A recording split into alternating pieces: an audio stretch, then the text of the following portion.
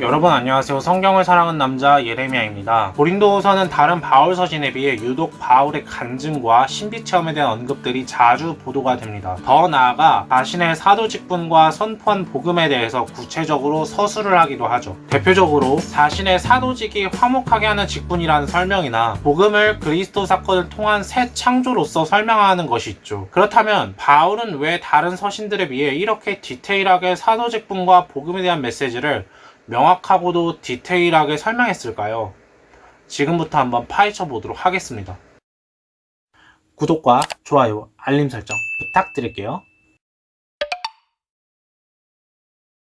고린도후서의 내용에 있어서 중점적으로 논의되는 내용은 바울이 자신이 사도임을 변호하는 내용입니다. 결론부터 말씀드리면 고린도 교회가 바울이 사도가 아니라고 인정하지 않게 되죠. 고린도 전서까지는 지속적으로 편지나 사람들을 통해서 사도의 가르침을 듣고 신앙생활을 해왔는데 갑자기 태도가 변하게 됩니다. 그렇다면 왜 이런 사태가 벌어진 게 된 것일까요? 우선 사도행전 20장 1절에서 2절의 말씀에선 이렇게 보도하고 있습니다. 소요가 그침에 바울은 제자들을 불러 권한 후에 작별하고 떠나 마게도냐로 가니라.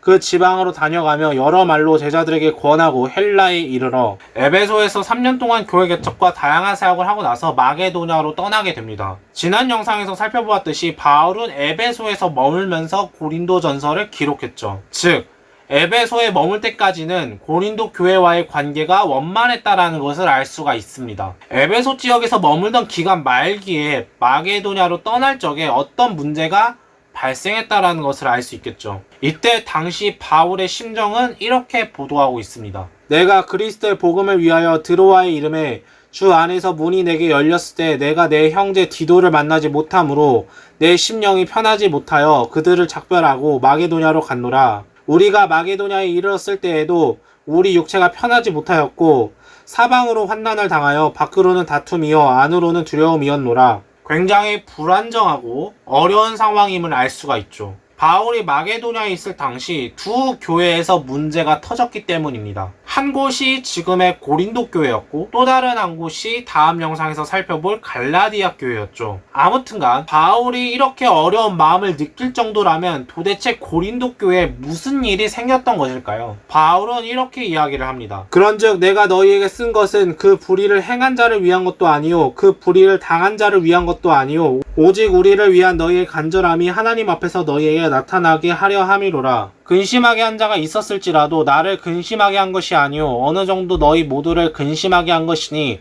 어느 정도라 함은 내가 너무 지나치게 말하지 아니하려 함이라. 이러한 사람은 많은 사람에게서 벌받는 것이 마땅하도다. 지금 바울은 두 번에 걸쳐서 교회 내부의 어떤 사람을 지칭하고 있습니다. 불의를 행한 자, 바울을 근심하게 한 자죠. 이 자들은 어떤 자들인지 문자적으로 드러나지는 않지만 이들이 고린도 교회에게 어떤 말을 했는지는 바울의 말을 통해 알 수가 있습니다. 우리가 다시 자천하기를 시작하겠느냐? 우리가 어째 어떤 사람처럼 추천서를 너희에게 붙이거나 혹은 너희에게 받거나 할 필요가 있느냐? 이에 숨은 부끄러움의 일을 버리고 속임으로 행하지 아니하며 하나님의 말씀을 혼잡하게 하지 아니하고 오직 진리를 나타내므로 하나님 앞에서 각 사람의 양심에 대하여 스스로 추천하노라. 자, 여기서 바울은 추천서를 언급을 합니다. 이 추천서는 바울이 자신이 사도이며 사도로서 전한 복음이 공인된 것이라는 일종의 인증서 같은 것을 지칭합니다. 달리 말하면 바울을 공격한 사람들이 바울이 너희들에게 복음을 전할 적에 인증된 복음을 전파하더냐 라고 말했다고 뒤집어서 이해하면 되겠습니다. 왜 이런 이야기가 나타나느냐? 사도행전을 읽어보면 복음의 출발점은 근본적으로 예루살렘에 있습니다. 예루살렘이 보증하는 복음이 진짜 복음인데 거짓말하면서 복음 전하는 사람이 바울이 아니냐? 이런 식으로 공격했다라는 것이죠. 이 외에도 이런 공격을 합니다. 우리가 다시 너희에게 자천하는 것이 아니오 오직 우리로 말미암아 자랑할 기회를 너희에게 주어 마음으로 하지 않고 외모로 자랑하는 자들에게 대답하게 하려 하는 것이라. 그들의 말이 그의 편지들은 무게가 있고 힘이 있으나 그가 몸으로 대할 때는 약하고 그 말도 시원하지 않다 하니 내가 비록 말에는 부족하나 지식에는 그렇지 아니하니 이것을 우리가 모든 사람 가운데서 모든 일로 너에게 나타내었노라. 즉 외모가 별로다, 말을 엄청 못한다, 이렇게 공격한 것이죠. 예수님을 증거하는 사도라면 세련되고 멋있어야 되는데 바울은 그렇지 못했다라는 이야기입니다. 실제로 바울은 대머리에 눈병이 심하고 말을 많이 더듬었다라고 이야기를 하죠. 외모로 판단하면서 바울을 공격합니다. 극단적으로는 이렇게까지 이야기를 하죠. 내가 어리석은 자가 되었으나 너희가 억지로 시킨 것이니 나는 너희에게 칭찬을 받아야 마땅하도다. 내가 아무것도 아니나 지극히 크다는 사도들보다도 조금도 부족하지 아니하니라. 바울이 스스로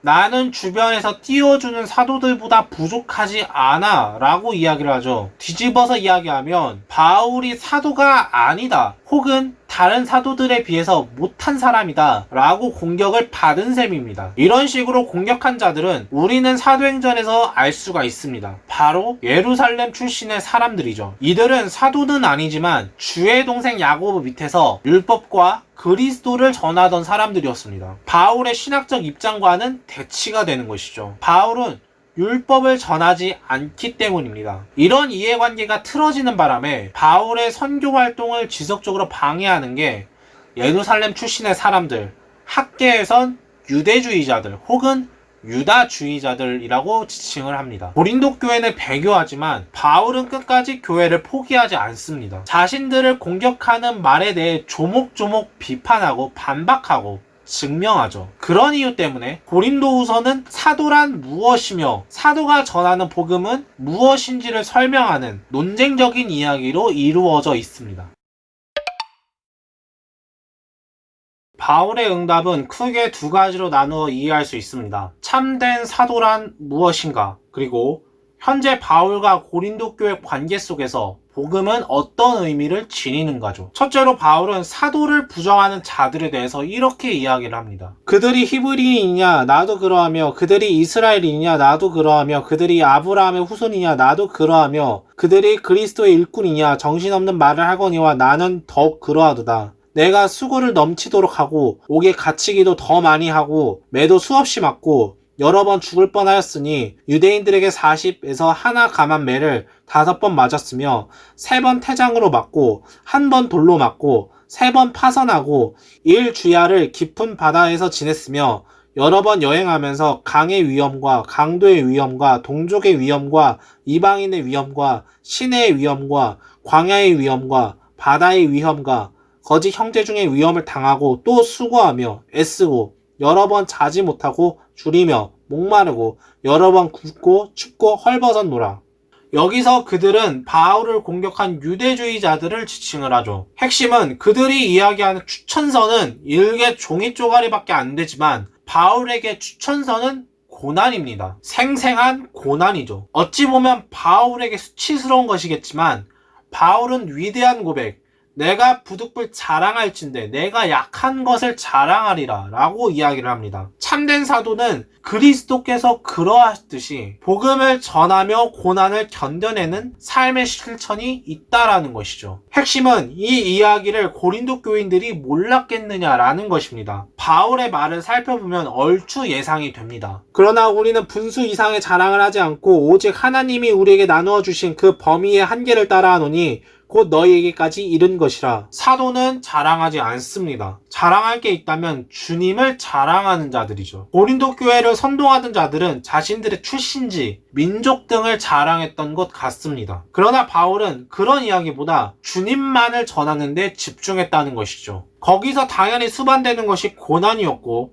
바울은 그것을 기쁨으로 받아냈습니다. 그러나 바울이 어쩔 수 없이 자랑하는 단락이 고린도후서 12장에서 등장합니다. 교회를 선동했던 자들은 바울에 대한 공격 가운데 신비 체험에 대한 간증을 교회에게 전했느냐라고 물었던 것 같습니다. 그래서 바울은 1절에서 부득불 자랑하노니 주의 환상과 계시를 말하리라 라고 하죠. 그 내용은 바울 자신이 하늘로 올려져 황홀경을 보았다는 것입니다. 그런데 바울은 자신의 신비 체험과 간증을 구체적으로 말하지 않을 뿐더러 자신의 이야기가 아닌 것처럼 이야기를 하죠. 이 점에서 바울은 신비체험과 간증을 긍정적으로 바라보지 않음을 알 수 있습니다. 그 이유는 이런 경험들이 자신을 자만하게 만든다라는 것이죠. 교회의 문제로 부득이하게 자신의 경험을 이야기하긴 하지만 그 이야기조차 자신의 이야기로 말하지 않으려는 바울의 노력은 체험과 간증이 불필요함을 역설적으로 드러냅니다. 이런 배경으로 인해 바울은 나를 위하여는 약한 것들 외에 자랑하지 아니하리라 라고 선언하는 것입니다. 이러한 바울이 전하는 복음의 메시지는 고린도 교회에게 엄청난 충격으로 다가왔을 것입니다. 바울은 이렇게 이야기를 하죠. 모든 것이 하나님께로 났으며 그가 그리스도로 말미암아 우리를 자기와 화목하게 하시고 또 우리에게 화목하게 하는 직분을 주셨으니 곧 하나님께서 그리스도 안에 계시사 세상을 자기와 화목하게 하시며 그들의 죄를 그들에게 돌리지 아니하시고 화목하게 하는 말씀을 우리에게 부탁하셨느니라. 그러므로 우리가 그리스도를 대신하여 사신이 되어 하나님이 우리를 통하여 너희를 권면하는 것 같이 그리스도를 대신하여 간청하노니 너희는 하나님과 화목하라. 하나님이 죄를 알지도 못하신 이를 우리를 대신하여 죄를 삼으신 것은 우리로 하여금 그 안에서 하나님의 의가 되게 하려 하심이라. 바울이 고린도 교회와 관계가 틀어진 상황 속에서 자신의 사도 직분과 복음을 화목하게 하는 직분, 화목의 복음이라고 이야기를 합니다. 헬라어로 카탈라소, 화해시키다로 번역하는 게 좋을 것 같습니다. 즉, 하나님과 인간이 죄로 인하여 원수가 되었고 도저히 서로 만날 수 없는 그런 관계였지만 그리스도를 통하여서 하나님이 인간에게 찾아와 화해하셨다라는 메시지인 것이죠. 이것이 화해의 복음이고 이것을 전하는 자가 화해의 직분인 사도라고 바울은 이야기하는 것입니다. 하나님이 인간의 죄를 인간의 탓으로 돌리지 않고 아들을 통해서 화해했다는 점에서 이 편지를 받아들이는 고린도 교회는 바울에게 이입했을 것입니다. 더군다나 바울이 지속적으로 배려하는 말이나 축도의 뿌리가 되었던 축복의 말들은 교회가 극도로 바울을 몰아세웠던 것에 대한 자책과 회개를 환기할 수밖에 없었다라는 것이죠. 실제로 고린도후서를 받은 고린도 교회는 회심하고 바울의 마지막 여정인 예루살렘과 로마로의 여정을 준비할 수 있도록 굉장히 많이 도움을 주게 됩니다.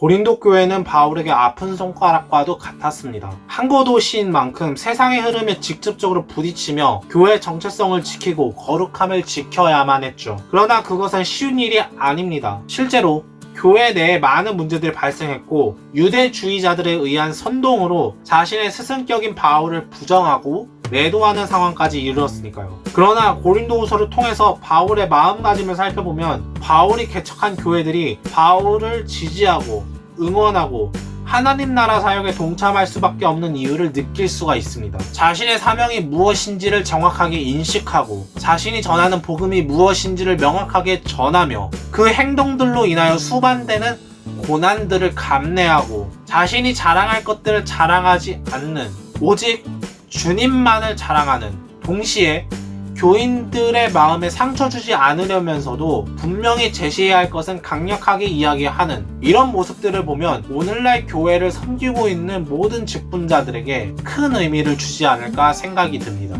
오늘 영상은 여기까지입니다. 도움이 되셨다면 구독과 좋아요 한 번씩 눌러주시고요. 저는 다음 영상에서 찾아뵙도록 하겠습니다. 그럼 모두 안녕.